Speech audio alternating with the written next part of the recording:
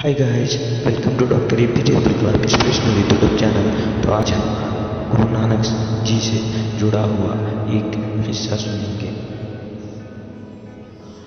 एक आदमी ने गुरु नानक से पूछा, मैं इतना गरीब क्यों हूँ? गुरु नानक ने कहा, तुम गरीब हो क्योंकि तुमने देना नहीं सीखा। आदमी ने कहा, परंतु मेरे पास तो देने के लिए कुछ भी नहीं है।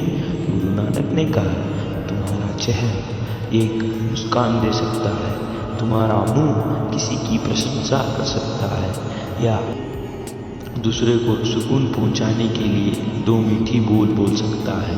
तुम्हारा हाथ किसी ज़रूरतमंद की सहायता कर सकता है, और तुम कहते हो तुम्हारे पास देने के लिए कुछ भी नहीं है।